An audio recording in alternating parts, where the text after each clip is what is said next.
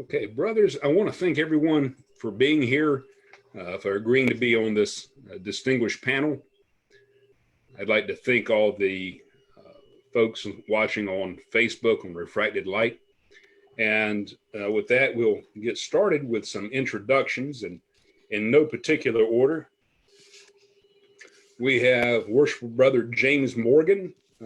He is a graduate of Howard University in Washington, D.C., where he earned a Bachelor of Arts degree in Communications and Africana Studies. He's the author of several writings on African American Freemasonry, including The Lodge Empire, Black Freemasonry in the Old West, 1867 to 1906. Served as the Worshipful Grand Historian and Archivist for the Most Worshipful Prince Hall Grand Lodge of the District of Columbia. And he is the Grand Representative from the Grand Lodge of North Carolina to the Prince Hall Grand Lodge of District of Columbia. Next, we have Brother Joe Martinez. Joe is Senior Warden of Manassas Lodge number 182 in Manassas, Virginia. Producer and frequent guest on the Masonic Roundtable podcast. Founder or creator of the Mid-Atlantic Esotericon, and admin here on Refracted Light. Dr. Oscar Allen, Junior Grand Warden for the Grand Lodge of New York, the first Grand Superintendent of the state of New York, Chief Program Officer for the National Association of County and City Health Agencies or officials, and a very prolific Masonic speaker and writer. Brother Charles Harper is an MBA and PsyD candidate, Bachelor of Liberal Arts focusing on history and philosophy, and a minor in cultural anthropology. Certified diversity and inclusion professional. And he's appeared on multiple talk radio shows and about racial prejudice and intercultural communication. Brother Parth Patel is a member of Gateway Lodge number 40 in St. Louis, Missouri, and a member of the Scottish Rite Valley of St. Louis. Most Worshipful Brother Akram Elias, past Grand Master of the Grand Lodge of the District of Columbia. He's appeared in a number of documentaries about Freemasonry for the History Channel, National Geographic, PBS, and other networks globally. And we have Brother Ben Sorensen, who served as the area coordinator for the Academy of Education in Poprad, Slovakia, taught English to students and business owners across Slovakia. He's a member of St. John's Lodge number 1 in Wilmington, North Carolina, has an MBA or MA in history from America Public University, taught ESL and Western Civilization in North Carolina Community College System, and he's the editor of the Saber and Scroll Journal and book review for the Phi Gamma Muse, the International Social Science Review. Brother Cameron Lewis, who has a bachelor's in anthropology from the University of Central Florida and a member of Long Creek Lodge number 207 in Charlotte, North Carolina. Most Worshipful Brother D.T. Thompson, Grand Master of the Most Worshipful Prince Hall Grand Lodge of North Carolina. And Most Worshipful Brother Sean Bradshaw, Grand Master of the Grand Lodge of North Carolina, AF and AM. So to all the panelists, thank you, welcome. I want to start off by reading some excerpts out of some of the statements that have been issued by Grand Lodges and Grand Masters regarding our recent national incidents, unfortunate incidents. I'll start with a statement from the Grand Lodge of DC, which says in part, "Our ancient landmarks handed down to us through the ages include two important truths. All Masons believe in the existence of God as the grand architect of the universe, and in the existence of an immortal spirit that is his gift to every person. All Masons meet as equals. As the children of the one great Father, we are all traveling to that predestined place where only genuine virtue merits respect rather than wealth or status. It is signed Most Worshipful Brother Michael D. Nicholas Sr., Grand Master of the Grand Lodge of the District of Columbia, and Grand Master Most Worshipful Brother Quincy G. Gant, Grand Master of the Most Worshipful Prince Hall Grand Lodge, the District of Columbia. Most Worshipful Brother Sean Bradshaw just this week released a statement which read in part, Masonry directs us to regard the whole human species as one family. Above all, the light of truth will shine upon the children of God, our great architect who teaches us to regard the whole human species as one family. As one family, we will strive to embody love. As one family, we will exemplify compassion. As one family, we will stand united. And Most Worshipful Brother D.T. Thompson, Grand Master of the Most Worshipful Prince Hall Grand Lodge of North Carolina, wrote, we cannot let darkness and wickedness prevail. We must bring light where there is darkness. We must turn obstacles into opportunities and turn tests into testimonies. Most Worshipful Brother DT, I'd like to start with you. I think that was a very profound statement in your letter. Your entire letter was wonderful, but that stood out to me. And I was wondering if you'd like to comment or expound on that.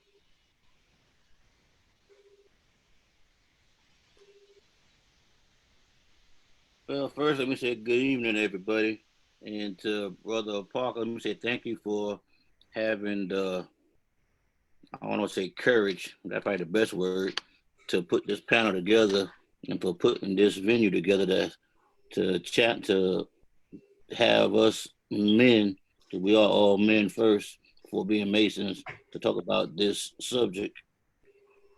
When I look at this, and when you invited me, I told you first, and I look at it, and it's good to see my friend Sean Bradshaw there, because we are friends, even though we share the privilege of being Grand Masters. And me and Sean pretty much share the same feeling. This is about life.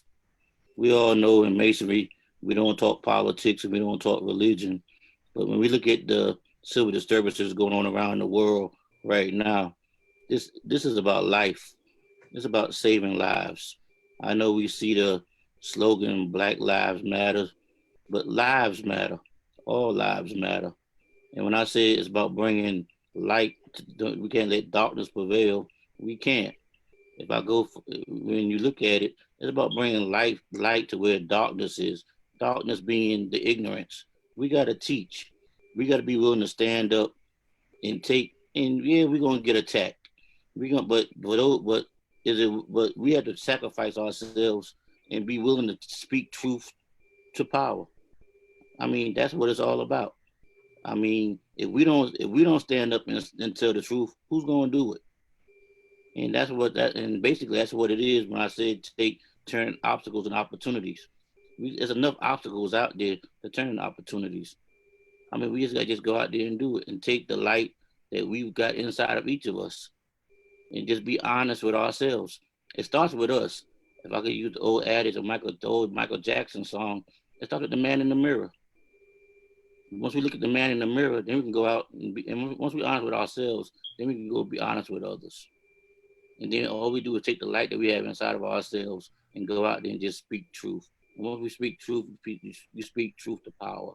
And then that gives you the power to turn obstacles into opportunities. And then your test turns into your testimony. Thank you, sir. Thank you, Most Worshipful Brother DT. That was wonderful. Very powerful words.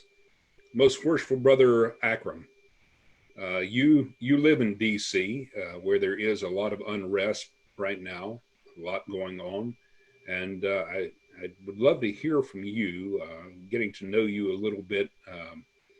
I know that you are a very diplomatic person, that you strive to always seek peace and harmony. And I'd like to hear your thoughts and where you think we are right now. Well, thank you, Brother Parker. It's good to be with you and to see several of the faces of brethren that I know that we've not been able to be together in person, given the state of confinement we find ourselves in. Um, well, Freemasonry, I think, teaches each and every one of its members uh, some fundamental values. We always talk about the three pillars that are supposed to guide us internally, whether it's the pillar of beauty, the pillar of strength, or the pillar of wisdom. And a Freemason is supposed to shape his life, his conduct, his words, always having these three in mind. That's basically what it's about. And of course, we're given cardinal virtues, and one of them being fundamental, the fourth one, which is justice. So it is up to each and every Freemason to exemplify really the virtues and the values that we are taught in the craft. So if I find myself in a situation where somebody is preaching, let's say, hatred, it is my job not to get into an argument and get into a fight or get into the ways that sometimes are used in the world outside of Freemasonry. But it is my duty to shed some light and try to maybe take that person by the hand or point him in a direction by basically saying, well, here's, for example, another perspective. And definitely exemplify our beliefs that we need to stand against ignorance, extremism, and tyranny. Anyone who really takes to heart the teachings of Freemasonry and the esoteric aspect, meaning the deeper meanings, without getting into any of the secrets, but really every Master Mason should know that the three ruffians represent a lot of things, but including among those ignorance, extremism, and tyranny. Whenever we find any one of these, a Mason needs to basically do something about it. Now, how would you go about doing that? It really depends on your context. It's everywhere, at work, with your friends, whether you go to the street, whether you start an organization with others, a group that is dedicated to promoting dialogue, interfaith, tolerance, or justice, whatever it is. But the Mason is not supposed to remain in his lodge just to meet with other brothers, to have fellowship. That is not Masonry. Masonry graduates free, enlightened citizens who are supposed to be actively engaged in the building of a great experiment that we call America in this case, in our country. And the experiment is going through tough times, very tough times. And as we know, the level for us is associated with strength. It's the pillar of strength. And that means when things are not level, there's no true strength. The foundation is shaky. And right now, we are not leveled. Thank you, Brother Parker. Thank you, most worshipful. And I would like to ask Brother Charles if you have some words of wisdom, or where do you see us specifically as Masons? Where do you see our role right now in this time? Of unrest, a lot of divisiveness. Well, we should be out front more, and we're not. Freemasonry for a long time here, and we're talking decades, has focused more on the romanticism of being a Freemason and not focusing more specifically on the actual applicability of our symbolism and ritual to our own lives as it relates to social issues, both in society and in our own lodges. The focus on maintaining harmony in spite of those being uncomfortable in our lodges, those not being allowed to truly be their authentic selves, I think it inhibits us both in the lodge, and if it inhibits our true sense of brotherhood in the lodge, then it inhibits our ability to be an example to the public. So where should we be?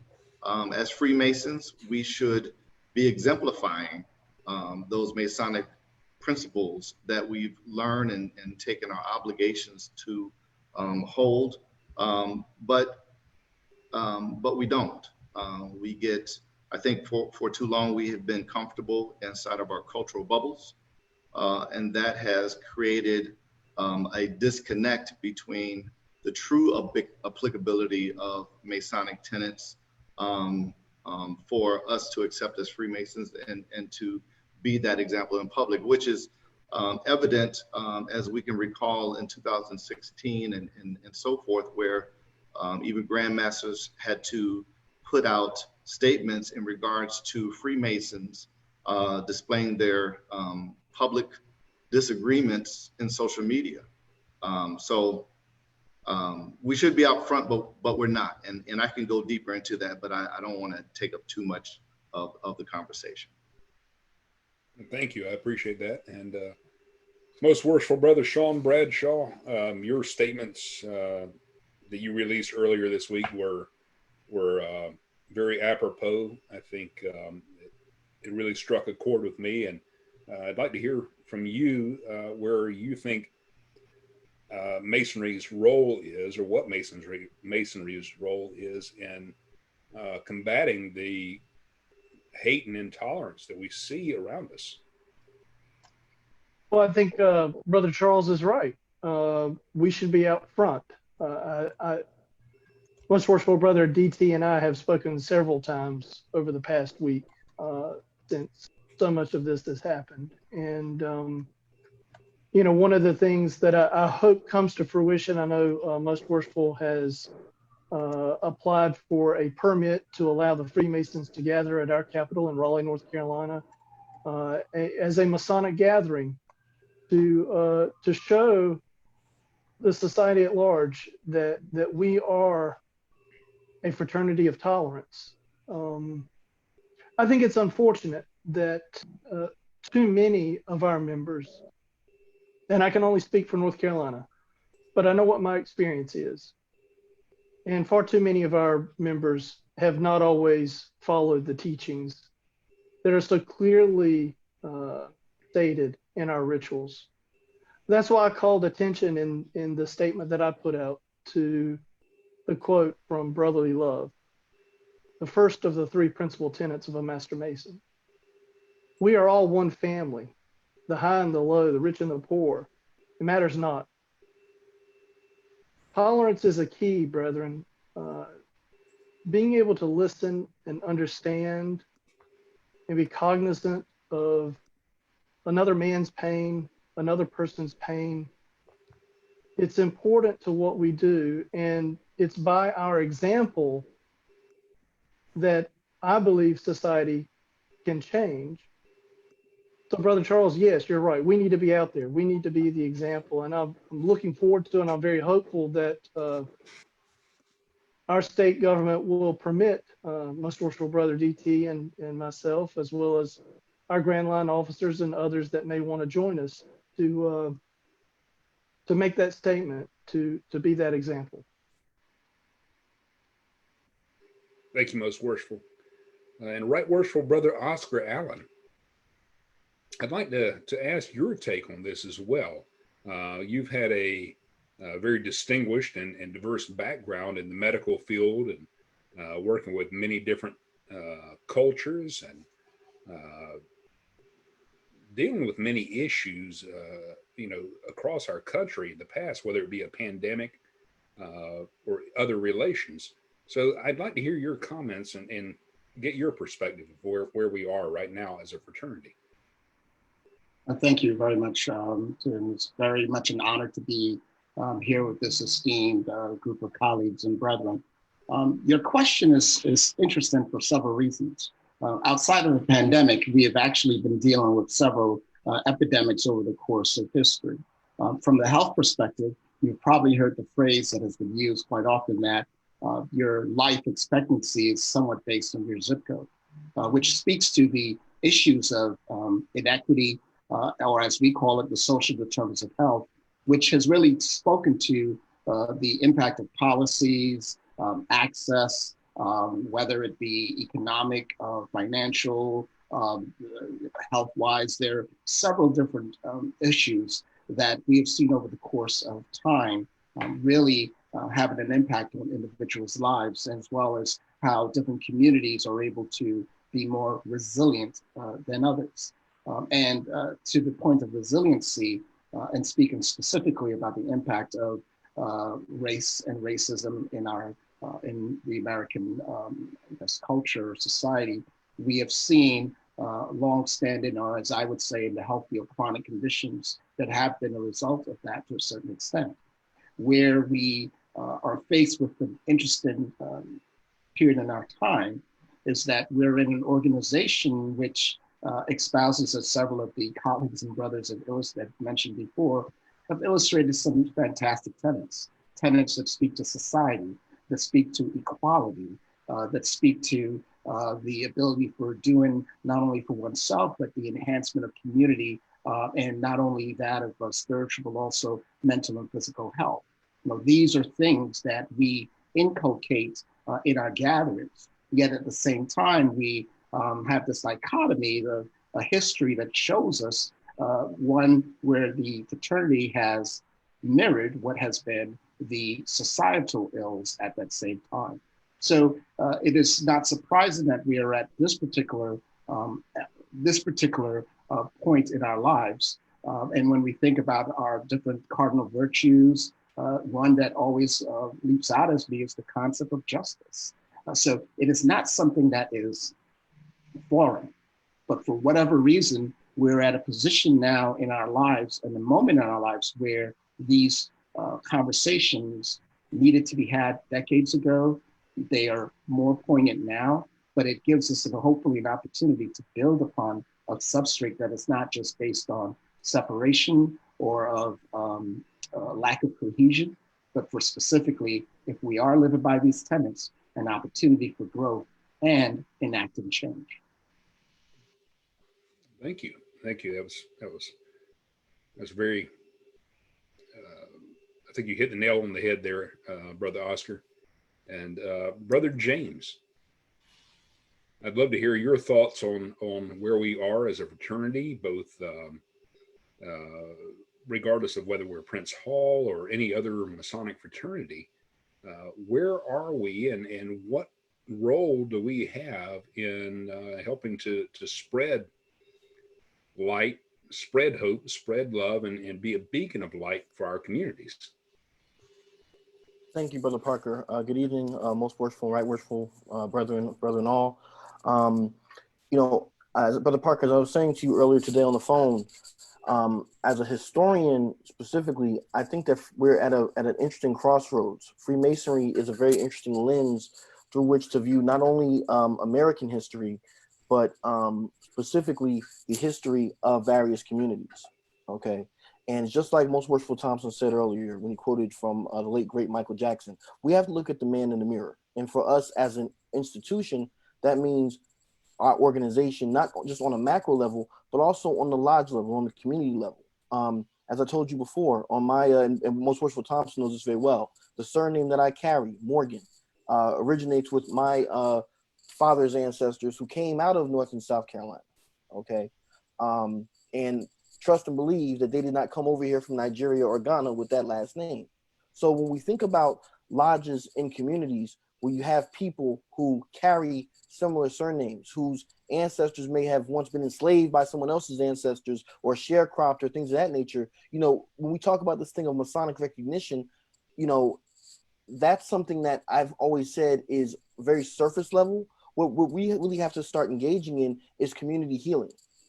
And I think that Freemasonry is a very unique lens through which to do that, especially in some, it's not just something that we can say on here on this panel tonight, but it's something that we have to do in our daily intercourse with each other, which, by the way, I think I read that somewhere before. Okay. I think that as we go forward, I think that we really need to be more mindful how we interact with one another and that we need to make the world, let the world see how Masons love one another, so that hopefully the world can learn a little bit of that. And maybe, just maybe, they might want to come get a little piece of the light that we claim that we have. I like that you said that, the little piece of the light that we claim that we have. And, one thing that frustrates me is I see brothers on social media will post something very inflammatory. Maybe they are speaking out against another religion or another race or another culture, things that are completely inappropriate. And their very next post will be something Masonic, showing the square and compasses. And there's nothing Masonic about what they're posting. There's nothing there that reflects what the tenets of our fraternity are. And so, Brother Joe Martinez, I'd like your thoughts on that, and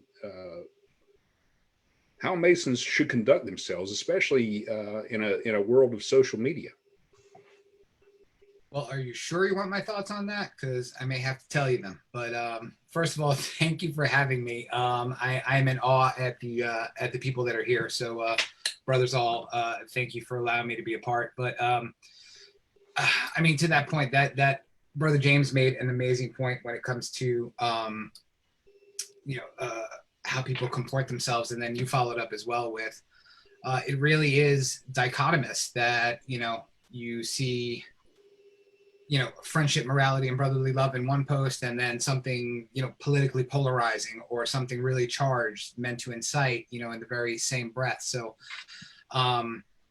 again, to a lot of the points that people made here, I think what people don't understand, and at least those who truly understand the obligations that they took, so not just profane, but even Masons who don't, who for them it was lip service. I think in general, they don't understand that concept of morality that we're taught. And not only morality, but mortality. Those who truly believe our obligation and live by it, we understand the concept that our time on this earth is finite. And we go through those various stages in life with lessons that we're taught. Most people don't. They live in and for this very moment. And as a result, we forget that bond that we all have with one another because everybody lives for their own moment. We really forget that we're part of one big family of humanity, that one common thread of human existence that binds us all together. And we really forget that because all we notice are the differences, because those are the surface things, the color of your skin or which God you pray to. Those are the what you dress like. Those are the surface things that people notice, but they don't notice the soul within that is the same. Mine is the same as Brother Oscar's and Brother James and Brother Charles. They're no different, but people don't see that, so they don't recognize that, and that's where I think a lot of the problems lie. But to Brother Akram's point, Freemasonry gives us the tools to live that just and upright life. Those principles of my favorite are friendship, morality, and brotherly love, because they all go hand in hand. Morality is required to have brotherly love to a complete stranger. Brother Charles, I've never met him before, but if he walked in my lodge, I would genuinely love that man. And I would be there for him, and anything that he needed, I would give him. And I may not have met him, until 5 minutes before that. Most people don't understand that, and the world at large has really forgotten that. The last thing I'll say is part of being a traveling man, one of our nicknames is like Most Worshipful DT said, to bring light to places that may not have it. But as traveling men, we really need to do that. So it's not just going from lodge to lodge for a warm, sometimes decent meal, and maybe a bit of fellowship. It's actually bringing light to places where you don't have it. And I'll tell you, exactly to the point that was made earlier. Brother Oscar made it. Freemasonry really is a slice of the world's demographic in a way that it really shines the same issues and problems that the rest of the world has. And you see that depending on, where you go and what you do and how you travel. And the last thing I'll say is to both of the most worshipful brothers here, you guys kind of hinted at it, but we really have all forgotten that Freemasons were the original social justice warriors. You know, we threw off the shackles of tyranny and we created a nation based on the tenets of freedom and democracy. We've forgotten that because, you know, we go to our lodge meetings and we sit there and have a bit of fellowship and maybe a beer if you're allowed to. And that's all we do. We forgot that we created a nation. And so to Brother Charles's point, we really do need to remember that fact and be that force for change that we were before and not sit in our own little comfort zones. Thank you, Joe. And Brother Ben Sorensen, Joe was talking about history and how we have been a force for change throughout history. And you are, that's right up your alley. You are a history professor. So I'd like to hear your take on this from a historical point of view. My take on how we have been a force for social change. How the Masonry has been a force for social change and how we really should continue to do so.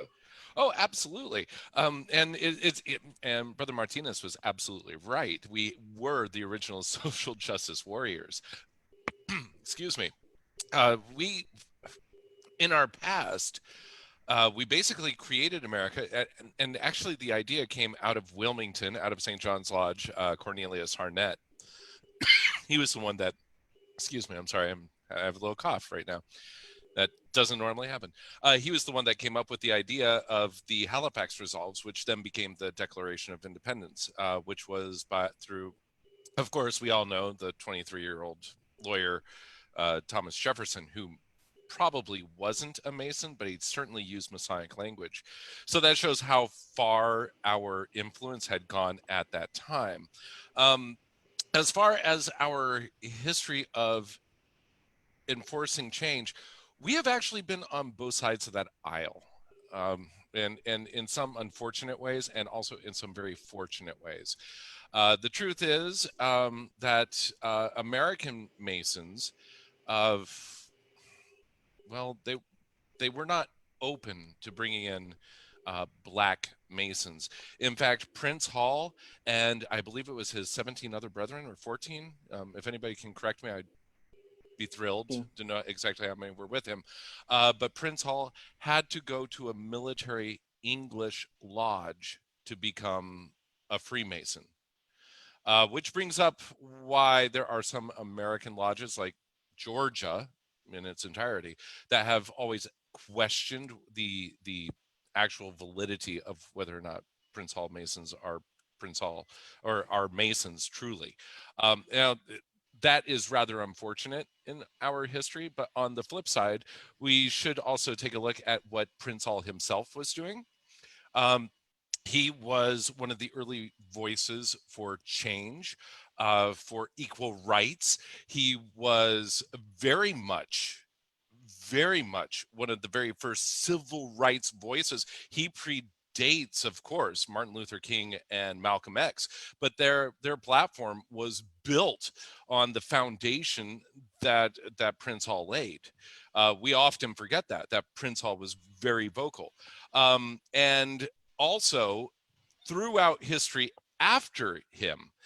For example, in Wilmington, I believe it's the second oldest Prince Hall lodge in the country is Giblin Lodge in Wilmington, North Carolina. It might just be in North Carolina, but I could be wrong on that. But Giblin Lodge in Wilmington, North Carolina, it was also an absolute dynamic spot for change. Giblin Lodge was the very first house for public libraries for African Americans, at least in North Carolina, if not in the United States. So Prince Hall Masonry, which is Freemasonry, let's not forget that. But Prince Hall Masonry, it has where mainstream Masonry has failed throughout its history, and it has, as well as its many successes. Let's not forget the successes of mainstream Masonry. But Prince Hall Masonry has always been on the cutting edge of bettering society, especially Black society, whenever white gentrification has been trying to take its toll, along with redlining and many other just horrible ideas that came out of the structures of white supremacy in America. Prince Hall Freemasonry has always been a counterweight to that. And all Masons, black, white, Hispanic, everyone should look to those successes for absolute inspiration. It brings me to a reminder. One of my friends, Stephen Nunez, who just graduated from Harvard Divinity, he's a brilliant philosopher. He's my second favorite philosopher. My wife is my first favorite philosopher. She, of course, but he reminded me that one time, right after he gave a speech at Harvard Divinity School, upon his graduation, about what Wilmington meant to him, he discussed things like the 1898 riots, and then he went to Tulsa, and then he went to the MOVE bombings, and all these horrible things that had happened. And one person looked at him, and it was an African-American student who said, "Man, we just can't win." And Steve just wrote me actually last night, and he was like, that sat with me, because the truth is that African-American history is built on success in spite of everything against it. And that's the same with Prince Hall Freemasonry. And that's the same as all Freemasonry.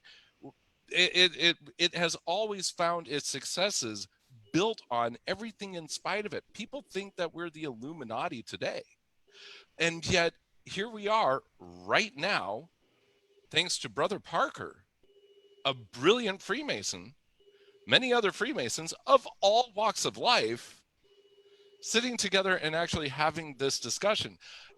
I can't imagine any greater success that we could claim right now in this particular moment in American history than here we are actually discussing this as men and Masons to the world and presenting our successes as each of us go. It's absolutely brilliant, and in spite of everything that's happened.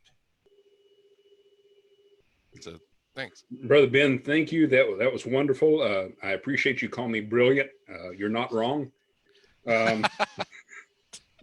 But you struck on something that really stuck with me.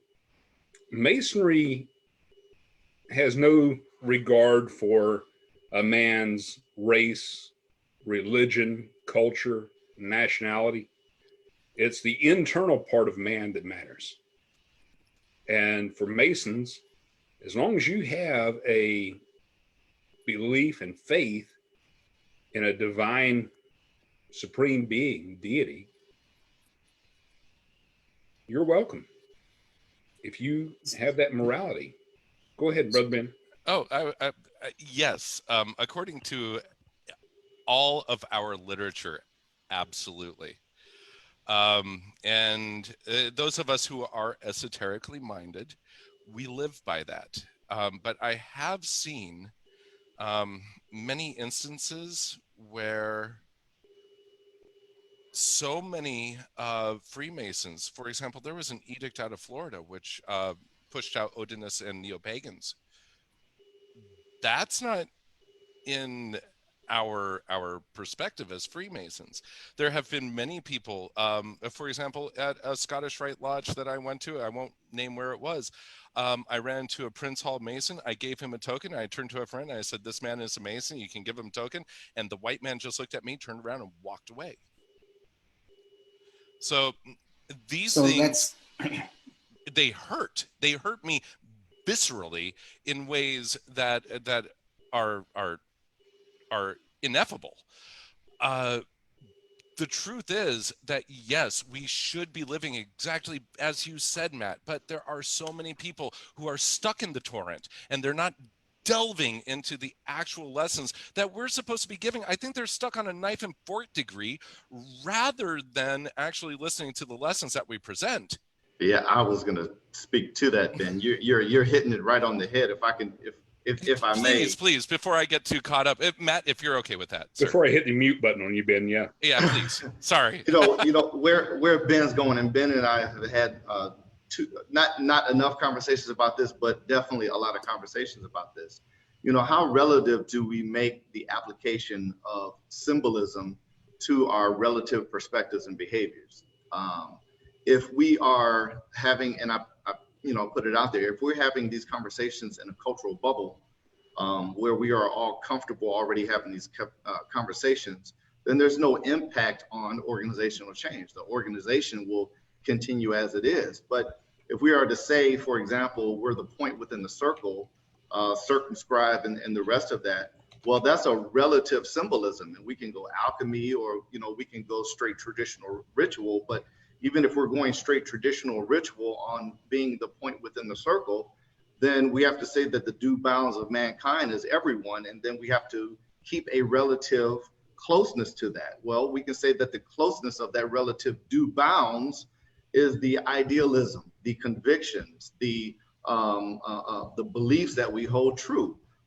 These beliefs that we hold true are formulated both in our experiences, bound inside of our long-term memory, and our emotions. And when those things are not confronted with brothers who stand in disagreement, and then those conversations happen in a civil and palatable way that makes empathy sink in, then you have no change. And therefore you have been speaking to a Black brother, giving him a token, and you have another brother who is white turning around and walk away.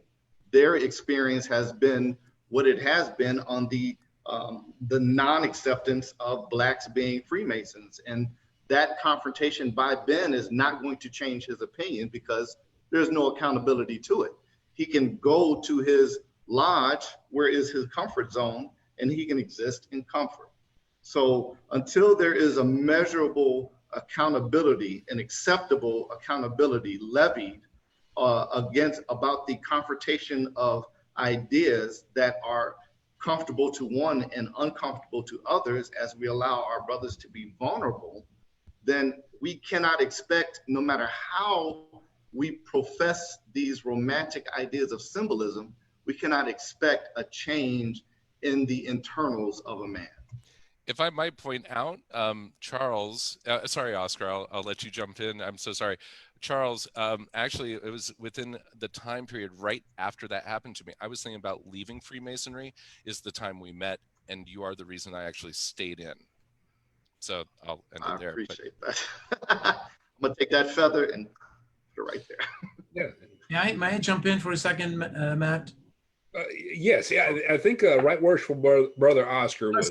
Oscar first, sorry. Yes. I apologize. Sorry, Oscar. That's fine. In my field, we say there's the theory and there's the practice, and that's not something that's uncommon, right? In theory, we can say that these are the fundamental goals in which we live and abide by, but in practice, we all know there's always going to be some differences and some variances, right? Good or bad. And in this case, what we're discussing here has been the fact that those variances have allowed generations to really perpetuate something which we're now seeing in today's landscape, that folks are saying, well, what are we doing about this, and why are we still perpetuating this? As we talk about the different generations in the lodge, that's also the different cultural experiences, and in some cases, the lack of ability of, as we'd say, addressing change and innovation. And we always argue that Freemasonry doesn't innovate, but that's not true.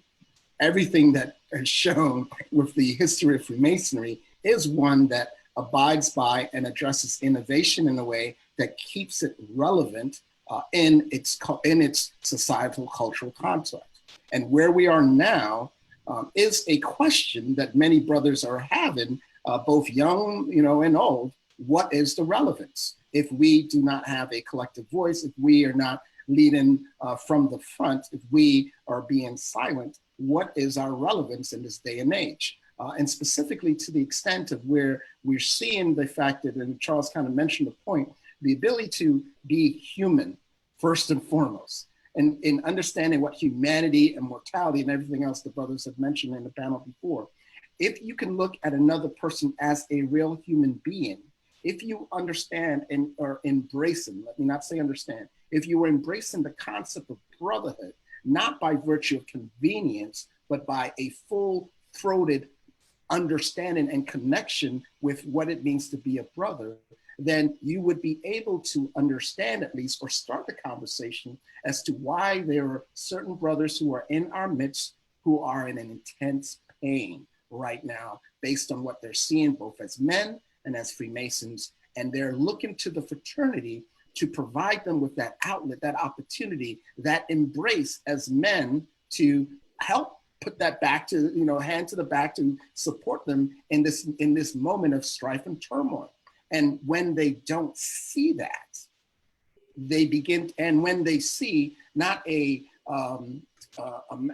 coming together of that will, of that strength, of that community, of that brotherhood, they question, what am I here for?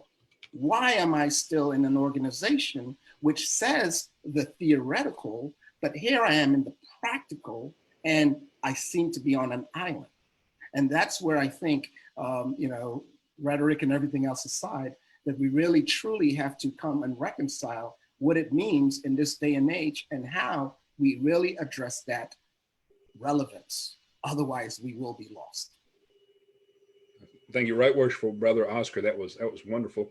We have a couple of panelists we have not yet heard from, and we talk about diversity, and that Masonry regards no man for the color of his skin, for his religion, nationality. We were talking about that. And so, Brother Parth Patel, you are in the St. Louis area, an area that has been hit hard by riots, not only now, but just a few short years ago.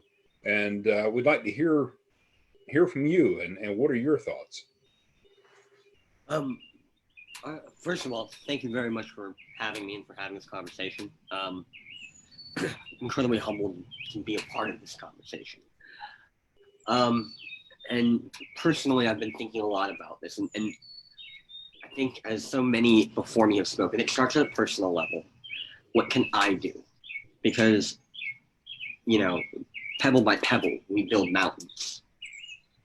And this was something I read earlier in the week, and it's taken from a letter that Albert Einstein wrote to the father, to a father whose son had just passed away, I believe, in the war, if I'm not mistaken. It says, "A human being is part of the whole, called by us the universe, a part limited in time and space. He experiences himself, his thoughts and feelings, as some separated from the rest, a kind of optical delusion of his consciousness. This delusion is a kind of prison for us, restricting us to our personal desires and to affection for a few persons nearest to us.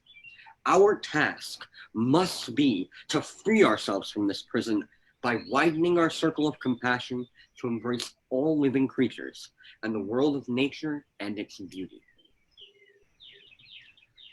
This particular portion of this letter really spoke to me, because I, like so many of us, sat here as a young man who realized that I didn't know what I could do.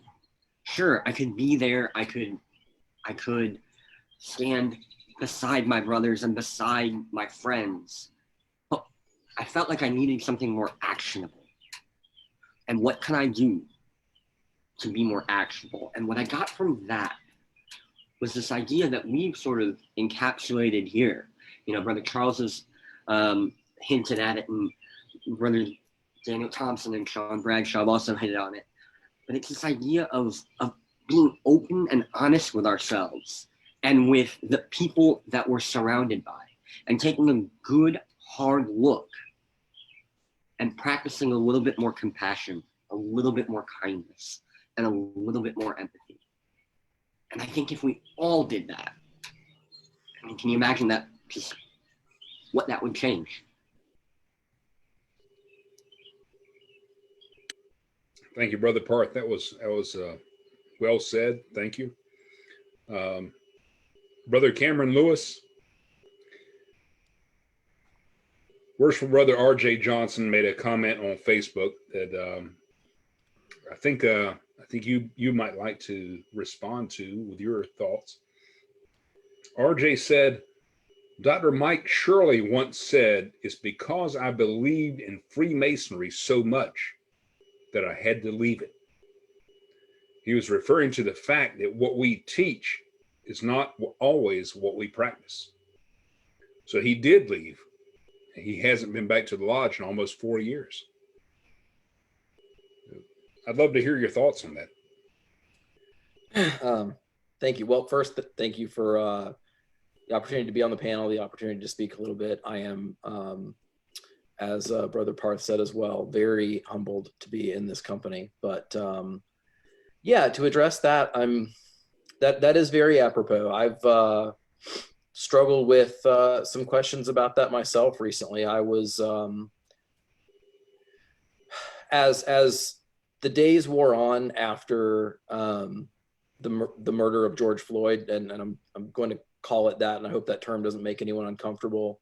You know, and then we began to see first, you know, social media began to light up with the video, the comments, the reactions. Then we finally saw the news media catch on to it. Then we started to see demonstrations. We started to see marches, protests. We started to see, you know, what I would argue is a distracting sort of, you know, presence of some violence, and then the response right from that socially. And what was quiet, what was deafeningly silent for some time was the presence of the voice from our Masonic community. And I know that it is so challenging for our leaders to face these issues head on, given some of the things we've already talked about tonight. The composition of, we all know that there are folks in our craft who, I think some of them don't even know that they don't adhere to our tenets. I think there is a vast ocean of ignorance that we are all working to try to overcome. I think that far outweighs the malicious actors that we have, that exist in society at large, and we do our best to guard our west gates, right? But when I finally did see the message from the DC Grand Lodges, I was heartened, and then the message from Most Worshipful Bradshaw, in partnership with Most Worshipful DT, that was you know, that was heartening to me. And so I'd reached out to a lot of brothers because it was jarring to me the first time I experienced, well, it's been jarring my whole life to experience, to watch another person experience bigotry. I won't say that I've experienced bigotry, right? That would be personalizing something that frankly I've not experienced, right? But I've watched people experience it for the color of their skin, for their orientation, for their belief system, for any number of things, right? And it is, as a human being that recognizes the inherent dignity and humanity and divinity within each of us, it is painful to me to watch pain inflicted on another. And seeing that at the hands of people that we all sat around, or we each knelt at a sacred altar to, you know, make an obligation to uphold certain tenets and values and beliefs in our lives and be a certain kind of person. It is just kind of crushing and then disillusioning. And then you start to kind of, it's almost a version of that dark night of the soul type experience that you have, where you wonder, is this what we said it is? Is this, are we who we say we are? Are we who we say we are in society? Are we who we are as Masons? Are we who we say we are as whatever religion we profess to follow? But the end of all this searching for me, this questing, this question of, is it right? So we are who we associate ourselves with in some respect, right? But then the question becomes, what is the greatest good I can do? And to me, though I've had to be reminded of it, and I have some brothers out there, and I hope they're watching, and I hope they hear this appreciation, this is I'm so grateful to some of my brethren for pulling me back in that embrace and being the hand behind a brother's back that doesn't let him fall, and helping bring me back to, if we need change, I need to be a vehicle for change. And I can't be a vehicle for change if I walk away. And so it is, but the other thing is, we can't be silent. So I can't be present and quiet. I can be present, and I have to be ready to whisper wise counsel in the ear of an erring brother and help him aid a reformation. So I think that's the thing coming out of this that I think all of us have a renewed commitment to do, is to not be silent and to like I said, whisper wise counsel in the ear of an erring brother. And I think what has been sorely lacking is the courage for us to do that. Thank you, Brother Kim. And we'll go back to Most Worshipful Brother Akram. I believe you had something you want to contribute as well. Sure. Thank you, Brother Matt, and thank you all, brethren, for really putting out your heart, speaking from the heart on what is happening. Today marks the 195th anniversary of Social Lodge number 1 of Prince Hall. I mentioned that because it was Benjamin Brown French who was the Grand Master of the Grand Lodge of Washington, D.C., who gave our brothers from Prince Hall, and I'm talking here early 1800s, slavery time, who gave them a refuge on his land, on his property, enabled them to come together and start Social Lodge in 1825, June 6, 1825, Social Lodge number 1, from which many of Prince Hall Masonry, south of the Mason-Dixon line, emerged. I mentioned that because when Masons were really focused on what it means to be a Mason, in other words, Masonry is not a religion, Masonry is not a philosophical society. Masonry, being an initiatic society, provides tools for a man to truly transform himself in order to transform society. When Grand Lodges, when leadership in Freemasonry moves away from that, they start focusing on the hierarchy, the power, and the influence. And once they do that, then we raise all the questions and all the things that we've been hearing here this evening. So what happened in DC, I just want to mention this to you because there are points of light, and it's important to focus on those. 30 years ago, we had a group of Iranian brothers who had to flee their mother country, given what happened, the Islamic Revolution there.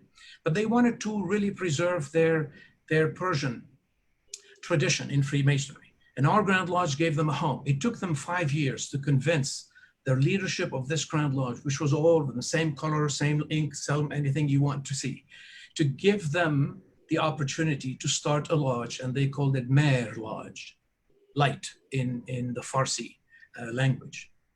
They were so serious about their Masonic work, focusing on the true work of Freemasonry that is spread like contagion within our craft.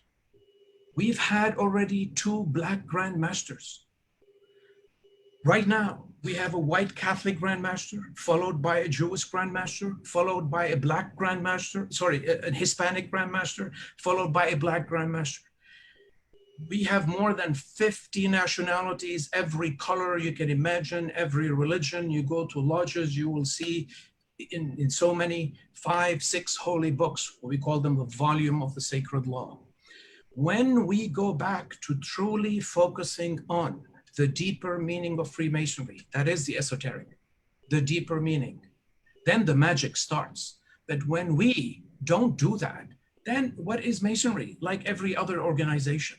And so we don't need, and here I know I don't want to be contradicting my dear friend Oscar, because I know we're on the same page on that. But when it comes to innovation versus change, when we go to the root of innovation, it's recreating.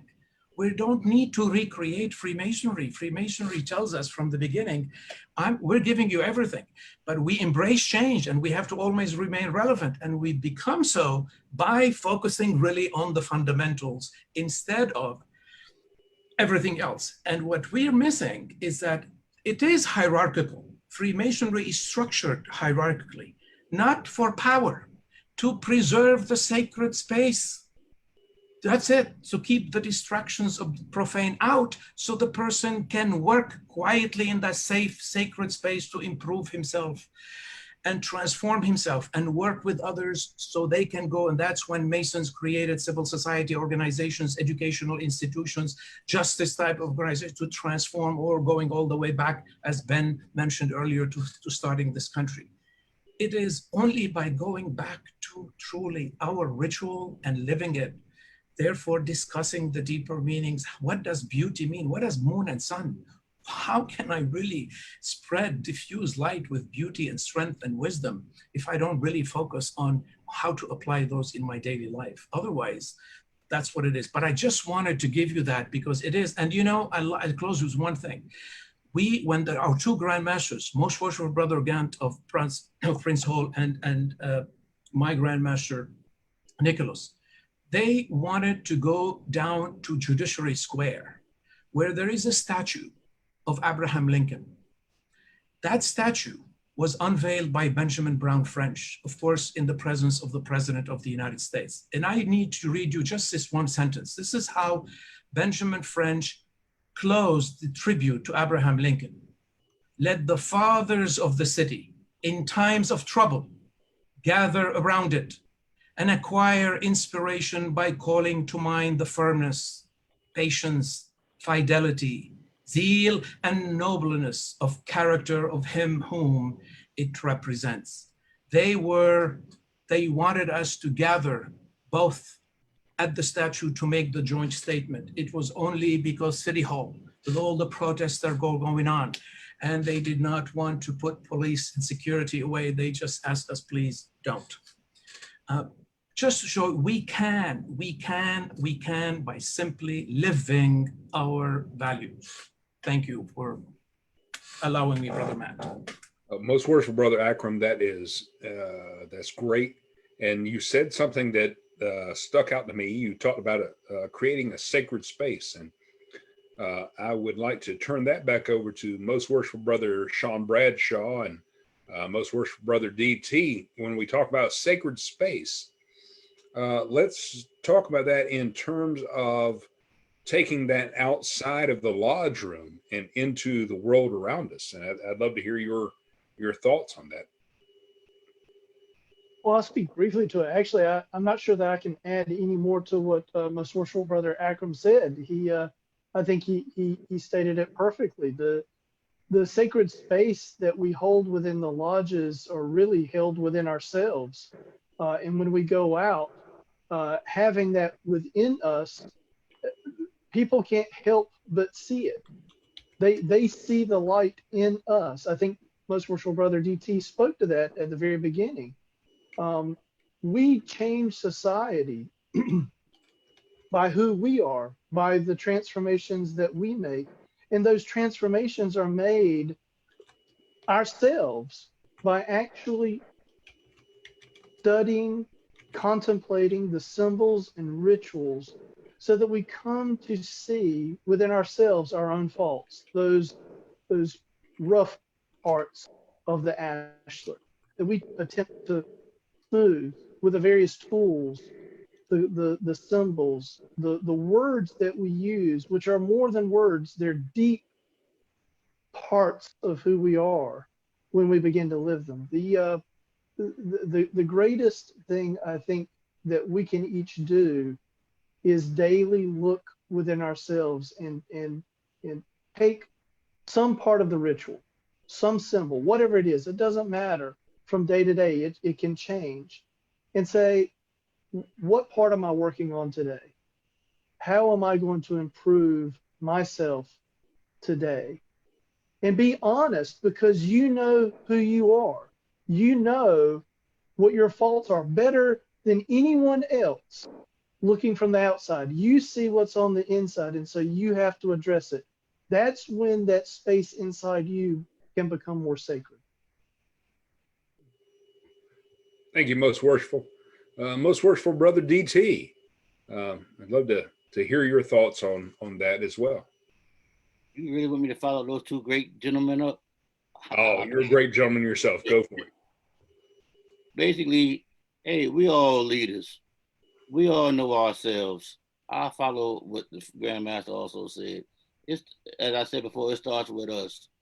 We can change the atmosphere. We got to live what we say and be, I don't know who it was Shakespeare said to thyself be true. We just got to be true to ourselves and go and change the atmosphere. Take the brotherly love. I have a motto. My motto is, I'm my brother's keeper. You got to understand, it ain't about us. It's about our fellow man. When it's all said and done, it ain't about what we do for ourselves. It's what we do for others. It's about relief. It ain't about what I do for myself. It's what I give to somebody else. It's about truth. The one thing I've learned, my grand chaplain told me a story not too long ago about there was an important mission that had to be done, and there was 3 people to do it. There was confidence, there was a lie, and there was truth.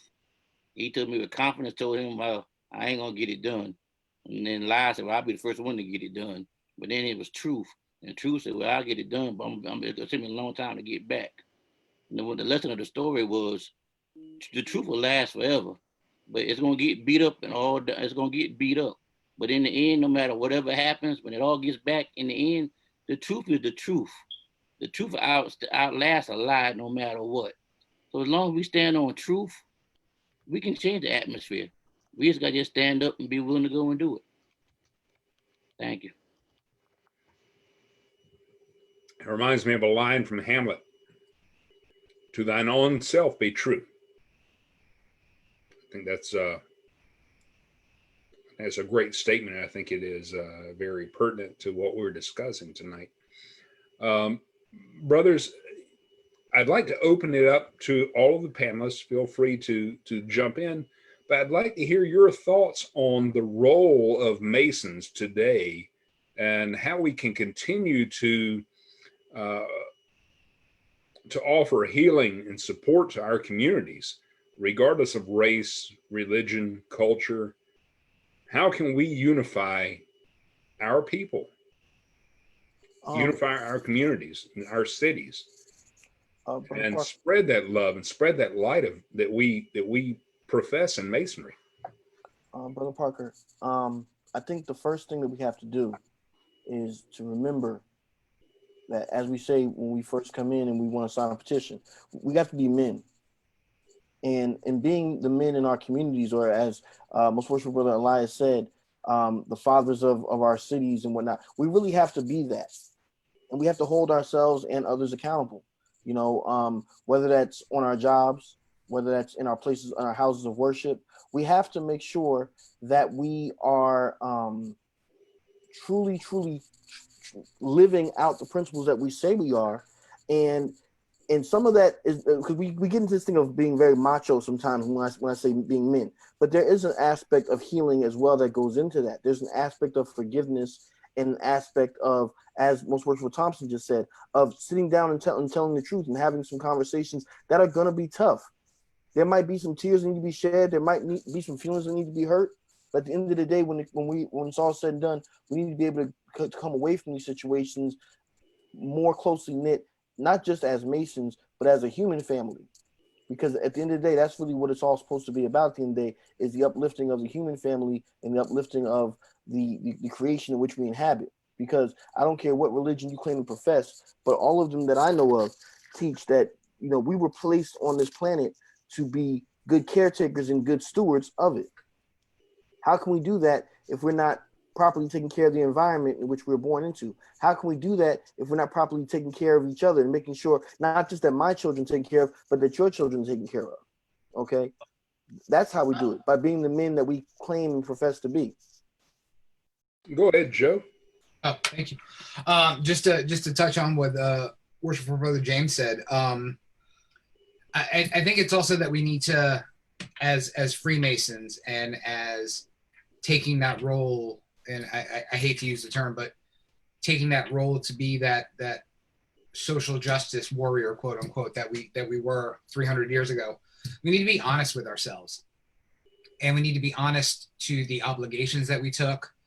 We need to Most Worshipful Brother Akram's point, we need to be true to the purpose of why we went through an initiatic system.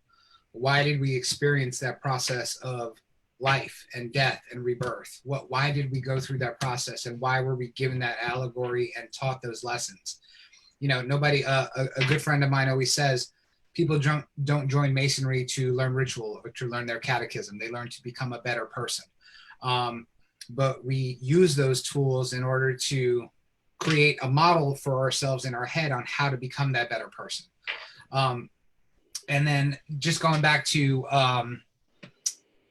what we were talking about with the sacred space. I mean, there really is no other place on earth, I have to tell you, where I truly find that sacred space come together is when I'm in a Masonic lodge where the brothers genuinely practice these tenets and are truthful, like Most Worshipful DT said, that where we really live that truth, where you have a Jew and a Muslim and a Christian and a Buddhist, and we're all sitting around holding hands around that altar, a myriad of different colors all coming together. And in those very few instances where that happens, that's where you really experience what it means to call someone brother. And I think the world does not know that. And it's our job to teach the world that one person at a time, but really that's all it takes to make a change. Yeah. Here's what I've chosen to do. I used to be invited to lodges to do this. The social unrest in 2016 kind of diminished that. But so what I chose to do was, as I learned how to confront my own vices, I decided that I would do what I used to do with my students. I used to teach US history. And the vulnerability of self in my own transitioning to my students was inspiring for them to do it in themselves. And so 85% of adults get their information from social media. So I decided to take my social media platform and put myself out there, and then be honest with whomever in a public stance that these are my vices, this is my reflection, and this is how I'm traveling from the vice to improving it. And then allow that to go into the world, and whomever wanted to have a conversation about it, whoever wanted to agree it, whoever saw the same struggle within themselves, they started to gravitate towards the things that I was sharing. And so when you talk about how to be an example to the world of how to confront these ideologies that are negative to our social harmony, and use Freemasonry for that, they can't see me in my lodge doing this. They can't see me in the proper conversations with this. But if I put myself out there to be the example of how I'm working on myself, I think that the impact of that is the confidence of others to gain their own confidence in trying to transition from that rough ashlar to the perfect ashlar. So that's what I do.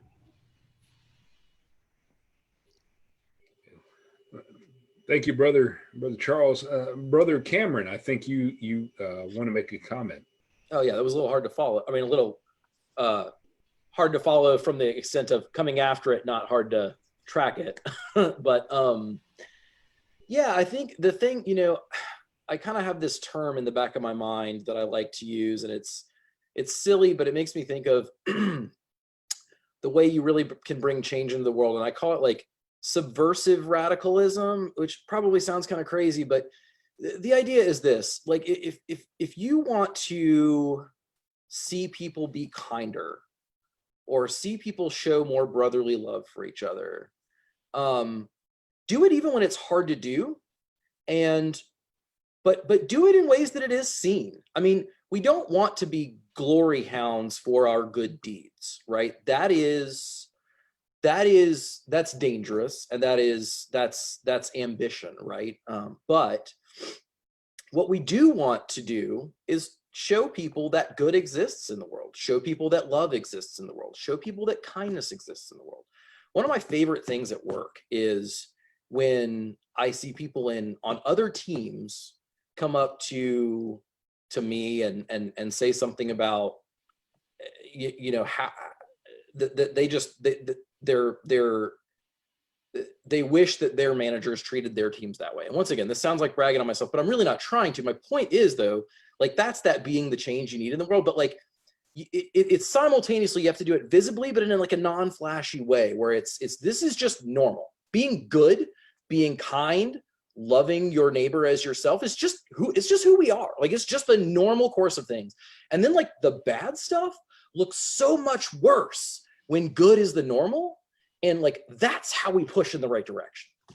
And it starts at the lodge, it starts in your home, it starts with you, right? But like, that's just the only way to do this.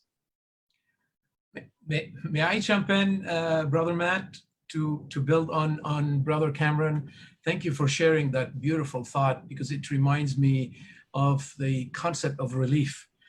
In Masonry, when we speak of relief, we constantly, most of the time, focus on the exoteric, and that is relieving the poor, the distressed. But the esoteric is, how do I relieve myself from hate, from anger, from all that non-loving energy? Because that non-loving energy creates reactions, and it creates a vicious cycle of action, reaction, and counter-reaction. And I lose my freedom because I become hostage to this. Oh, I need to respond to this. No, I got to do this, and I do that. And then everyone knows how to basically press a button and make Akram move in one direction or another. To be truly free, that's our name, Freemason, free builder. To be truly free, I need to get rid of that and relieve myself from that.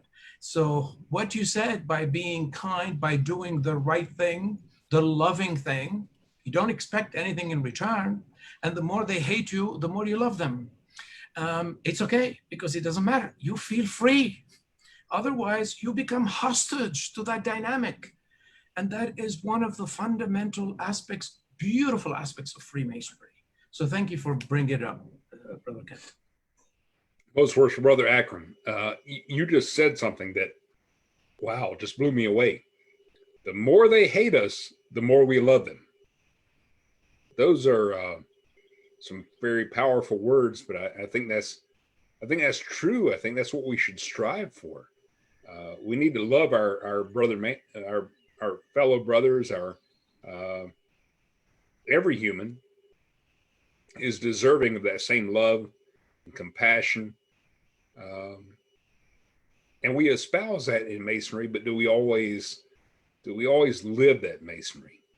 And I believe Brother Parth, you had something you would like to contribute as well.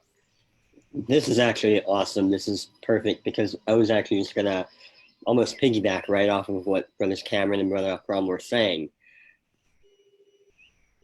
I think,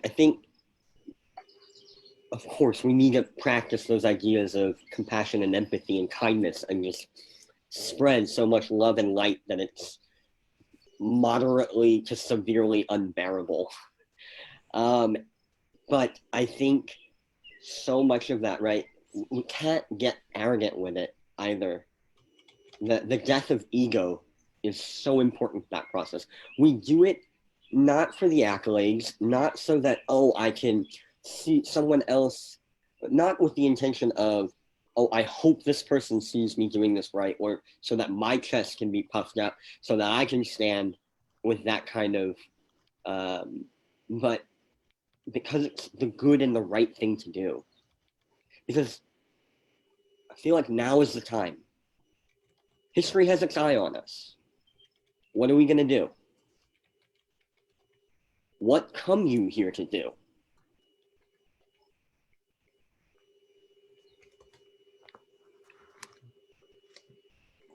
Very, very well spoken, Brother Parth. Thank you. And for all of the panelists, I would like to open it up to everyone. specifically with us as Masons, and being very specific there, what can we as Masons do to spread healing and hope and share that light with everyone in our communities, not just within our fraternity, but with our neighbors and friends and just everyone? So I think, Brother Ben, you have your hand up, so go right ahead. If I may, if I may start with a question to all the panelists. Have you ever had the experience of somebody driving behind you who was absolutely freaking out, goes around you, gives you the middle finger, honks, and goes on, and when they get around you, you see the square and compasses? Charles says he has. Okay. And Cameron? Yeah, Brother Ben, why would you call me out like that? Really? Brother Parker. Matt's driving is well documented, so we don't need to reiterate that. Right. Well, I could tell that some people have actually had that experience. Now, so the question of how can we be the shining light, right? It's a very huge call that we have when we become Freemasons. I don't know if, okay, I know everybody on the panel has taken this, right? Here are brothers that I have no question that they understand the weight of their obligations. But as you travel around lodges throughout the country, you find that sometimes that gets a little questionable about whether or not they were truly paying attention during their obligations. They were, looking at like, no clandestine Masons. Okay. And they go on. But really, all those obligations we take from the first to the third degree come down to our actions are our calling card on our fraternity. And our fraternity is to be the very definition of who we are as individuals. And you have to remember that in every transaction you have with your fellow man. That is how we become the light. That is how we become the calling card for Freemasonry. We have to stand when we see injustice. It is our tried and true, absolute prerogative as Freemasons. You see injustice, you stand for it. In fact, we have an entire degree system from the 4th degree to the 33rd that builds on that idea. It's called the Scottish Rite. You have to stand when you see intolerance and injustice. That becomes your calling card. You have to stand when you hear somebody say something that is utterly untrue and hurtful to your brother man. You must stand. You cannot sit back and say, oh, that's their problem. No, you stand. You bear the slings and arrows, as Shakespeare in Hamlet said. You must, to be or not to be. Well, I tell you, I'd rather be on my feet standing for my fellow man than not to be on my knees at any given time.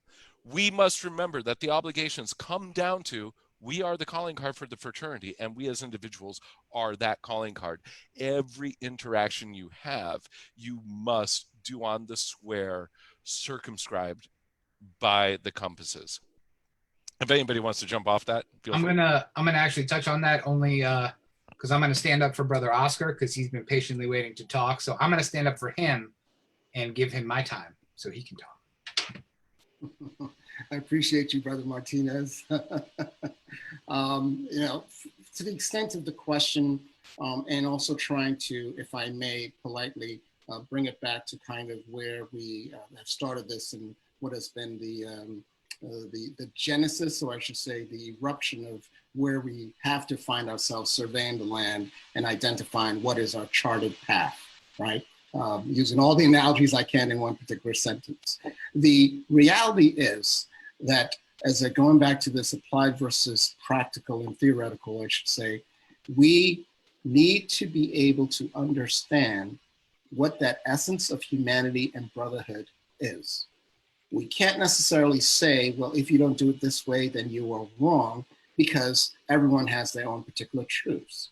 You know, there are brothers who may have never sat in a lodge with a person of color in their entire life. I've been in that scenario where brothers have come to me and said, you know, they're just grateful that they're able to sit in lodge with me. Now, you would be surprised that that has happened in this day and age, you know, coming from a metropolitan center like New York City that's diverse, you know, going to places where that is a reality, you know, is something that is a truth for that individual, for those lodges, those brothers. So how essentially are we able to bridge that gap? And I think it is always, as my eloquent brothers have said, and Charles and others, it is the ability to have that opportunity to speak openly, and to at least bridge the gaps. Well, we can say we're at a scenario where it's like, why should we? So in our emergency preparedness world, we always say you never want to be at an emergency exchanging business cards, because that means you should have met those folks earlier on and not when there's a crisis. And now you want to sit down and say, hey, hi, my name is Bob. Oh, which part of this disaster are you going to help handle? So the ability for us to not only engage in dialogue, but listening, more importantly, listening. A lot of the times when you see the exchanges, and even as you pointed out, standing up for injustices, oftentimes derives or totally erodes any kind of harmony, because it's now a matter of jousting. You know, who is right, who is wrong, and people stay ingrained in their mindset.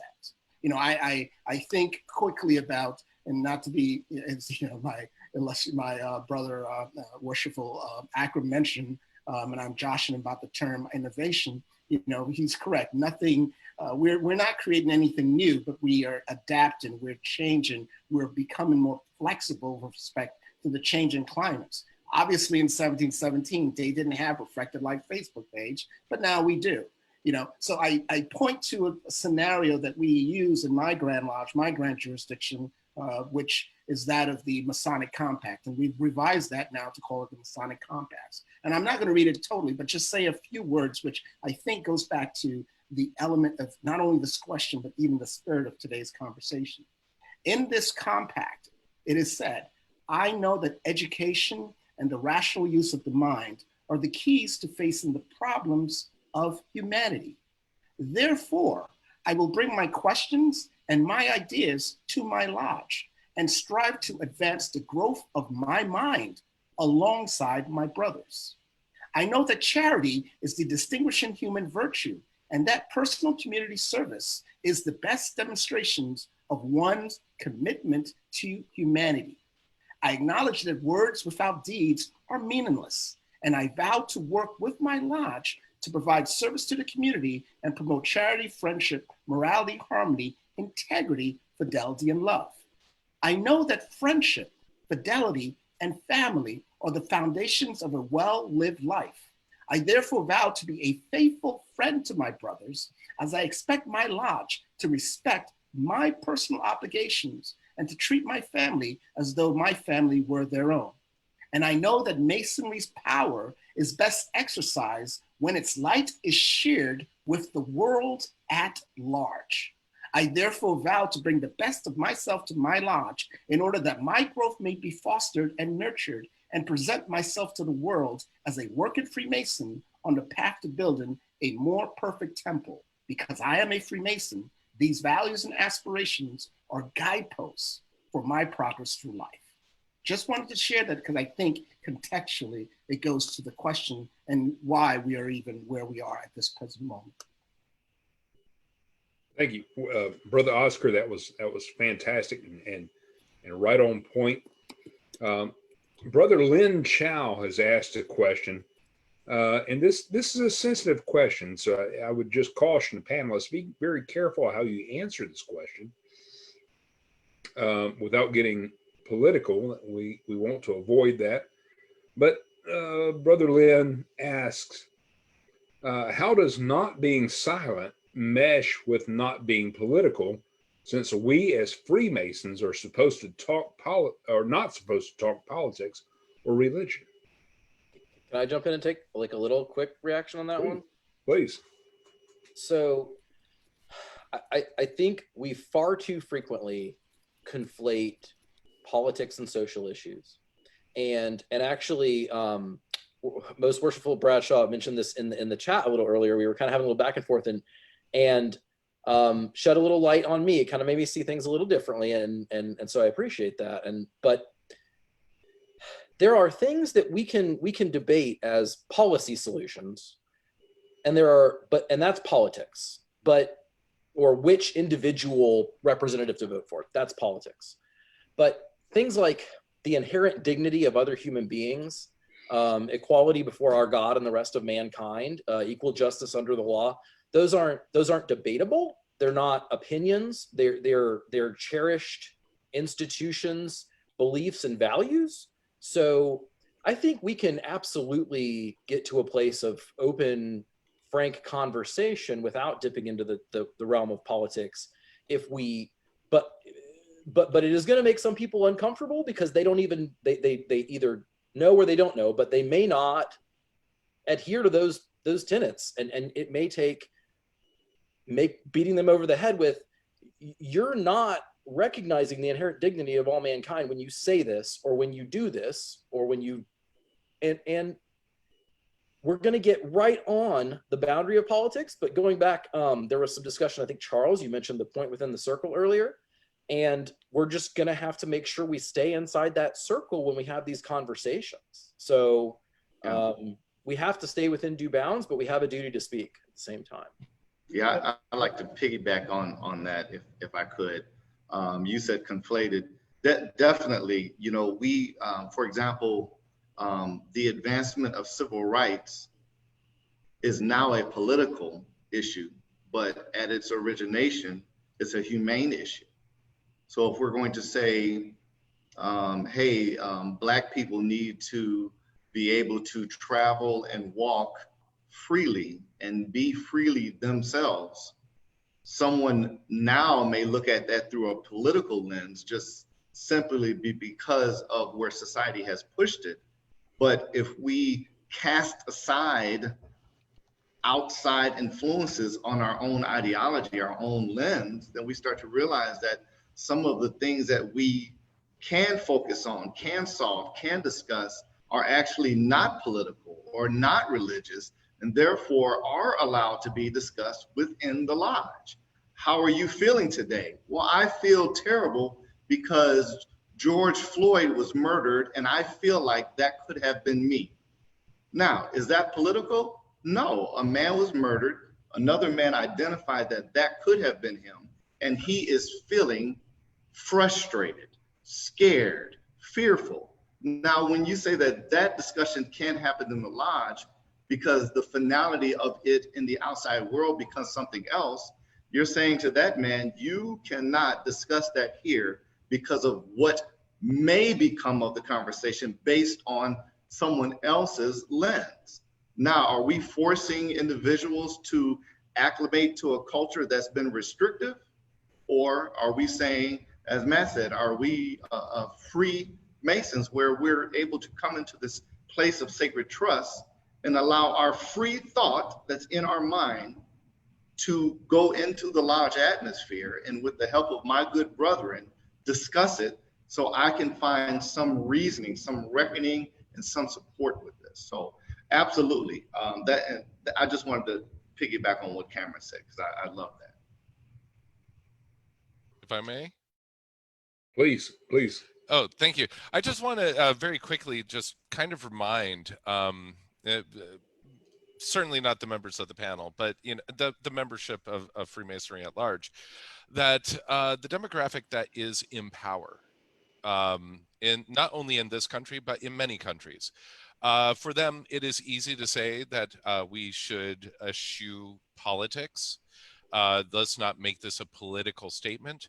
But for the anthropological other, and that's different than an other, like an Auslander or an outsider or Suzinets.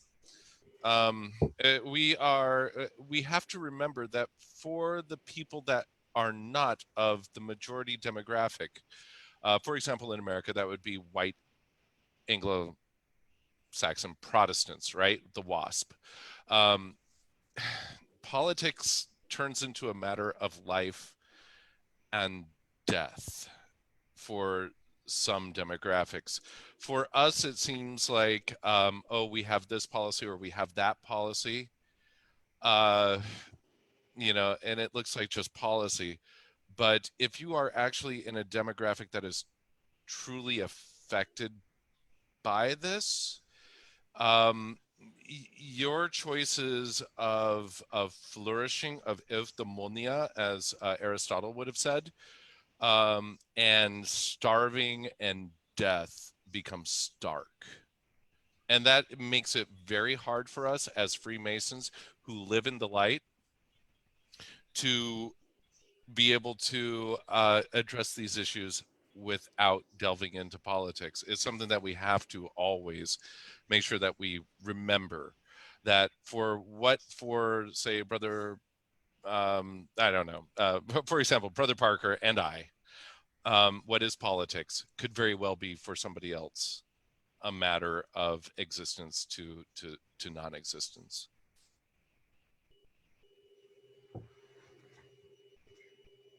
Wonderful. And what I'd like to do now is just get closing comments from each of the panelists. Most worshipful Brother DT, I'd like to start with you.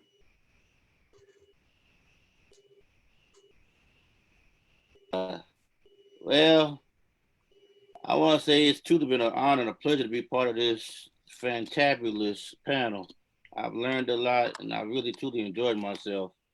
If I had to say anything, I want to thank you for putting us together, for having this timely discussion. And I will say, I hope it don't stop here. We've been here for about a little over an hour and a half, 45 minutes. We need to have more of these discussions. One discussion ain't gonna solve this problem. It's gonna be more than, we're gonna need more discussions, and it's gonna take us to come back and engage more. And it's not gonna just be just these discussions. We're going to be seen. As Grandmaster Bradshaw said, hopefully the state allow us to meet at the state capitol on Saturday, the 13th at 12 o'clock, and be seen as a show of force to make our joint statement in the state of North Carolina. What I will say is, hey, we are the light. It's up to us to take the light to dark places. And as I always tell people, it's up to us to show people what right look like. We have to stand up and be men. We have to be willing and stand up being men and being leaders. One thing, we have to be humble. Listen, we don't know it all. The smartest answers don't lie within all of us. The membership, we gotta listen to them, listen to our members, listen to our fellow brothers. We learn from each other. I mean, I've learned tonight from y'all. I mean, grandmasters don't know it all. Grand officers don't know it all. We learn from members. But when we learn from each other, travel with each other, that's the beauty of Freemasonry. When you travel and learn from each other, that's how we learn. The one thing normal society don't understand from Masons, I mean, I've never seen Charles in my life. But if I went and saw Charles will grip me. Charles will grip me. I never seen Brother Martinez in my life. He'll grip me conversation and nobody understand it. I never seen Past Grandmaster Ackerman in my life. I mean, Ben Sarson, because I've seen you before, Cameron. I mean, we can go anywhere around this world and sit down and nobody understand the love we have for each other. So we can just sit down, start talking, carry a conversation. And that's what it takes for people to understand what we do and how we do it. And all I would just say is, let's just let our light shine. If people see the light within us, we can change the atmosphere. We can change the world. Matt, thank you for everything you do. And whatever I can do for you, my brother, I ain't but a phone call away. Right, God bless, and I love y'all all. Most worshipful Brother DT, we love you. Those were wonderful words. You said something that I think was very important. The conversation doesn't stop here. We need to keep this conversation going in our fraternity. We need to be the light. We need to share that light. We need to be an inspiration of hope, and we need to be a beacon of love and light in our communities. Worshipful Brother Bradshaw, if you have some closing words. Well, first I'll echo what Most Worshipful DT said, and thank you, Brother Matt, for putting this panel together. It has been quite enlightening, quite pleasurable for me to be able to speak a bit on this topic, to be able to hear what each of you has to offer, not just on this topic, but Freemasonry in general. I think so many of the things that were said tonight align very well with my personal philosophy and how I see the fraternity. Like Brother DT, I'm very hopeful we have the opportunity to be together next Saturday. I've had several brethren reach out to me about doing something like this. And so, if we're able to do it, I will be reaching out to them to join us. These are sensitive topics, and I think the nice thing about our fraternity is wherever you fall on the political spectrum, we should be able to talk to each other about it. We have a shared experience that allows us to circumvent the pure politics of it, and some of the, I guess, when we often say politics, we are speaking negatively about things. And when you know someone personally, when you've been through the same experiences they have, as we all have through our initiatic experience, it becomes easier, I hope, to be able to openly speak with one another without fear of any type of retribution. I hope that's what the brethren that see this tonight think about. I hope it leads them each to their own conversations within their lodges, amongst their brethren outside the lodges. And I hope everyone who participated tonight, who viewed tonight, and will view in the future of the recording, will also find some solace that our fraternity is there for them to help bring people together and to help change society through our own personal transformations. So thank you, Matt. Appreciate you giving me the time to speak. Thank you, Most Worshipful. And Brother James, closing thoughts. Well, I think everything that needs to be said is being said. We're gonna have to keep having these conversations, and particularly for those of us who are Masons. I've always been a big advocate for the Masonic tradition of travel, and I'm proud to say that I've sat in lodge with most of the brothers here assembled this evening, but there's still a couple of you whom I have not had the pleasure of sitting in lodge with, and I hope that sometime in the near future that we might be able to rectify that as well. I think that as men and as Masons, the more that we get out of our comfort zones that we were talking about earlier, the more that we go and explore and really get to know brothers as friends, as men, and learn about the great wealth of diversity that we have within this fraternity, that we can begin to heal some of these sectional wounds that have really blighted this nation for far too long. It's like I said earlier, it's not going to be something that's easy. It's not going to be something that's always going to be convenient, but it's something that needs to be done so that the world can see how Masons love one another. Thank you all for having me this evening. It's been an honor and a pleasure. Thank you, Brother James. I just want to say that it's been an honor having you here tonight, and it would be an honor to sit in lodge with you. Thank you, sir. And I hope to, like I said, I hope to rectify that. I was actually in North Carolina right up until about 3 days before I had to go into self-isolation. I was hanging out with Most Worshipful Thompson, but next time I come down there, I will make it my business to get with you and Most Worshipful Bradshaw, and I look forward to coming back to North Carolina, because that is, after all, the home state of the Morgan clan. Please do, because if I had known you were here, I would have loved to have spent some time with you. Brother Joe, closing thoughts or comments? I mean, what can be said that hasn't been said already? I mean, this panel of absolutely distinguished brethren have really said it all. I mean, just to touch on Most Worshipful DT's points. Some of you I've never met before face to face, but I'm here to tell you and the world and Facebook and YouTube, I love each and every single one of you. And you know, that love has no bounds.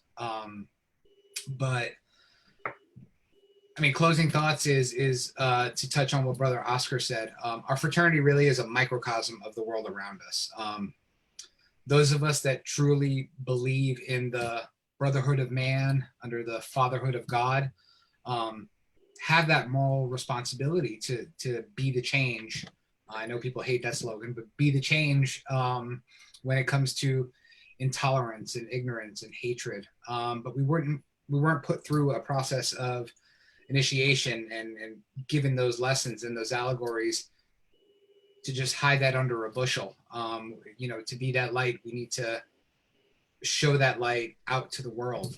So it's not to keep within our lodge rooms, it's to take and be and act and walk as Masons throughout our daily lives. And I think if we did that, I think we could be the change. It would be slow and steady, but you know, you don't win wars overnight. So they're a battle at a time. But again, I'm absolutely honored and slightly puzzled to be on this panel. So thank you so much for having me. Like I said, I love every single one of you. And I look forward to having these conversations in a more actionable way. So thank you again. Thank you, Joe, for being here. We really appreciate that. Most Worshipful Brother Akram, any closing thoughts from you? Oh, thank you. Thank you, Brother Matt. And of course, echoing everyone that preceded me, it's really an honor, a pleasure to be with you. And thank you for the invitation. I'd like to maybe leave us with a practical application of our ritual, given where we are right now in our country with the pain that exists. And I believe Freemasonry is uniquely positioned to deal with that. Freemasons can protest, Freemasons can write letters, Freemasons can do this and do that, and all that is fine and dandy. Everybody needs to do it in their own way. And we as Grand Lodges can issue statements. But there's one thing that no other institution in this country can provide: trust. We have Prince Hall and mainstream Grand Lodges. This is our time. This is the hour. We have police officers who are white and black. We have teachers who are black and white. We have activists who are white, black, brown, whatever, but I'm talking about those who are Freemasons. And if we, as Grand Lodges, come together to offer that safe space, because of the trust that binds us as brothers, to bring those brothers from all sides together and start thinking together in that safe space, how can we change the dynamic and build trust? This is one thing no other institution can give. Politicians, clergymen can do whatever they want. We are brothers, and we can build on that mutual trust the same way we see each other here as brothers. I think we have an opportunity here. We need to activate it. That's all I have to say. Thank you, Brother Matt. Thank you, Most Worshipful Brother Akram. Right Worshipful Brother Oscar, your closing thoughts.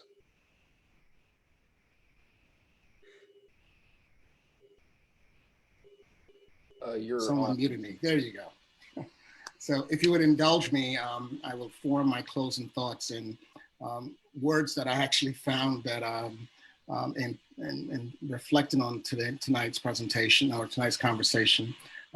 There was an unfortunate incident that happened in Masonically where a number of individuals were at the function that were essentially exposed to some very harsh language that really made folks feel like they were being treated derogatorily. And as a young Mason, I was, as mostly everyone in that room, was very much felt disrespected and disenchanted. And I didn't just sit on my, my laurels.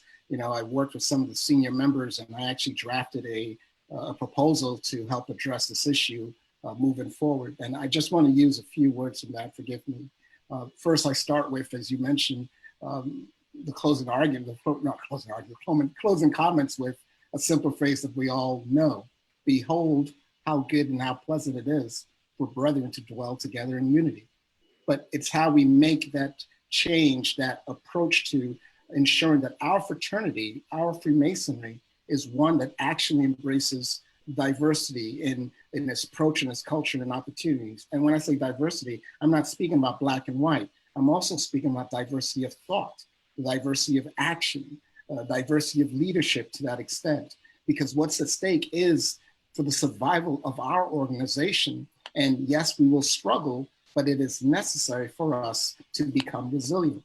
And ultimately, I can just use, if I can say, the action items, and we need to create a real cultural and generational mosaic pavement where you're supporting an environment that embraces the power of a collective talent within our organization.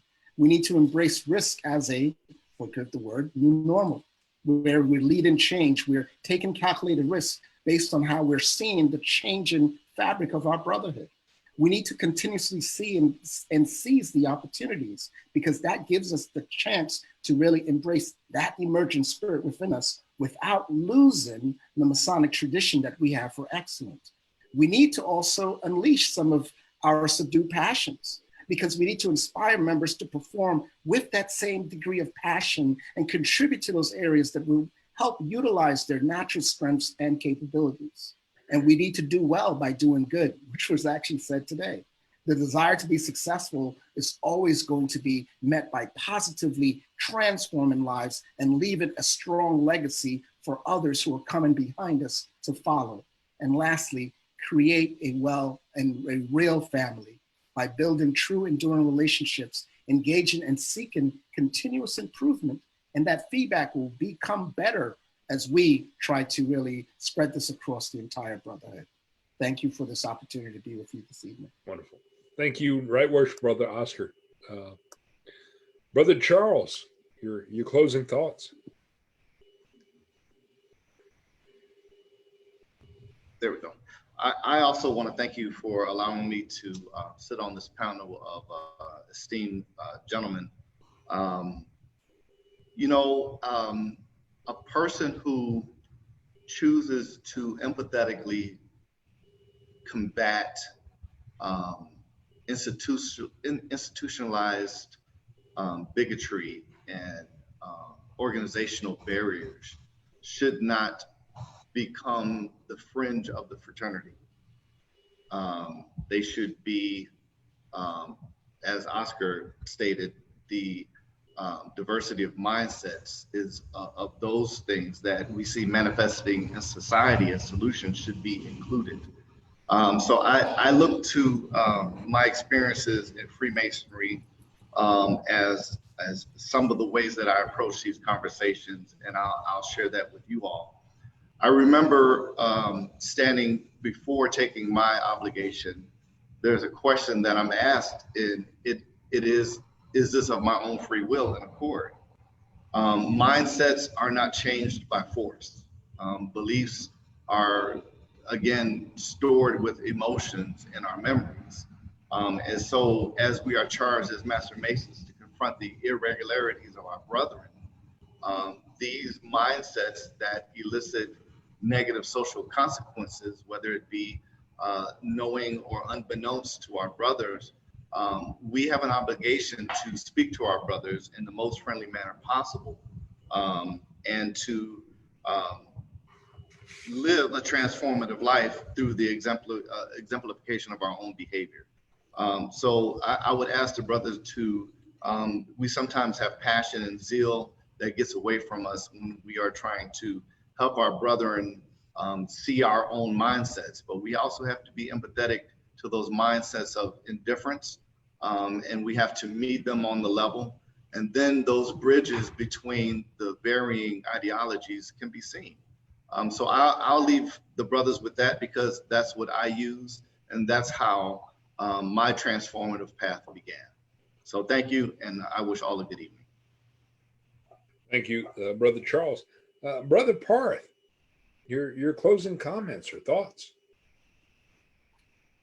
First and foremost, thank you so very much for, again, allowing, I feel like we've got a broken record going here, so we'll keep it going. But thank you guys so very much for being here, being part of this conversation. And what I really want to say is now is the time. There's never a bad time to break through the bonds of ignorance and apathy. And the way to do those is this: we're here, we agree, we've discussed it. Now let's go do the work. That's what's got me excited right now, is allowing us to go out and do it. That's all I got.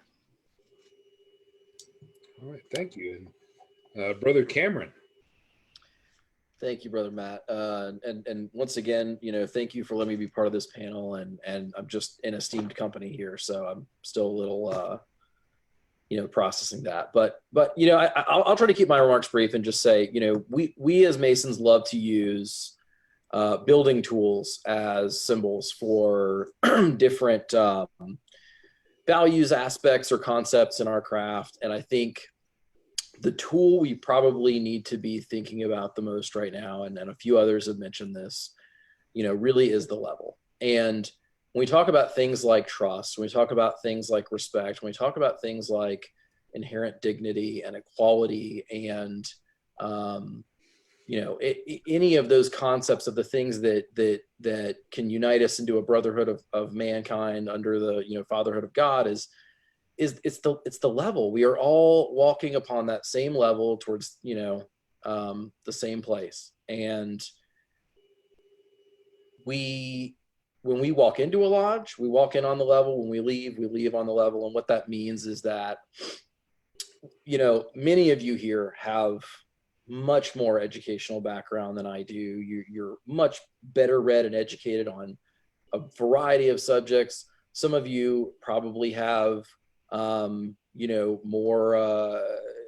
maybe more significant career than I have, or you have, it can be any number of things. We live different lives, but at the end of the day, that doesn't matter, because we're human beings, we're children of God, we're men and we're Masons, and that entitles us among each other to be able to talk freely, discuss freely, challenge each other, but at the end of the day, leave it with a hug and "I love you, brother." And that is what makes us unique. That is what makes us the vehicle through which we can, inspire change in ourselves and others. So thanks for the opportunity to be a part of this, and let's just make sure we leave on the level tonight.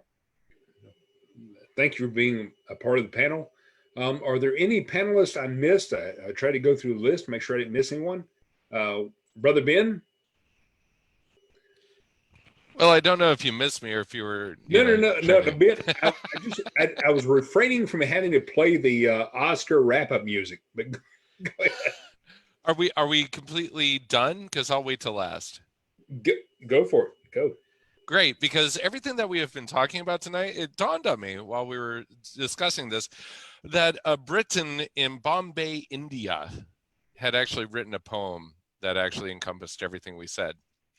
And if I might be so indulged to read that poem. So, Rudyard Kipling's The Mother Lodge. There is Rundle, Master Station, and Besley of the Rail, and Achman Commissariat, and Duncan of the Jail, and Blake, Conductor Sergeant, and Master twice was he. With him that kept the Europe shop from Framji, Yilji. Outside, Sergeant, Sir, Salute, Salam. Inside, Brother. And it doesn't do no harm. We met upon the level, and we parted upon the square, and I was junior deacon in my mother lodge out there. We'd Bulanath, accountant, and saw the Aden Jew, and Din Mohammed Dratsman from the survey office too. And there was Babu Chakraborty, and Amir Singh the Sikh, and Castro from Fitton Sheds, and Roman Catholic. And I didn't good regalia, and our lodge was old and bare, but we knew the ancient landmarks and we kept them to a hair. And looking on it backwards, it often strikes me thus, that there ain't such things as infidels, except perhaps it's us. For monthly after labor, we'd all sit down and smoke. We durst no give no banquets, lest a brother cast were broke. And man on man got talking, and religion and the rest, and every man comparing of the God he knew the best. And so man on man got talking, and not a brother stirred till morning waked the parrots and that damn fair beaver bird. We'd say it's curious, and we'd ride to bed with Muhammad, God, and Shiva.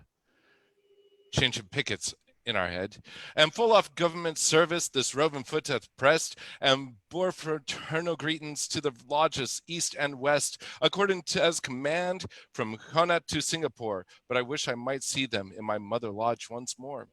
I wish I might see them, my brethren black and brown, with the trickies all smelling pleasant, and the hogdarm passing down, and the old Kasman snoring, and the balakana floor, like a mother in good standing with my mother lodge once more. Outside, sergeant, sir, salute, salam. Inside, brother, and it doesn't do no harm. We met upon the level, and we parted on the square, and I was junior deacon in my mother lodge out there.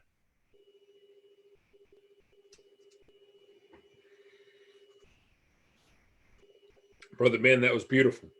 Thank you so much. And I think that was a great way to end the evening with that poem. And brothers, I want to thank all of the panelists for being here tonight, for taking a part of this. I think each of you brought a very unique perspective, unique ideas. And these are, as most worship brother DT said, we need to keep this conversation going. This doesn't need to end here. We're Masons.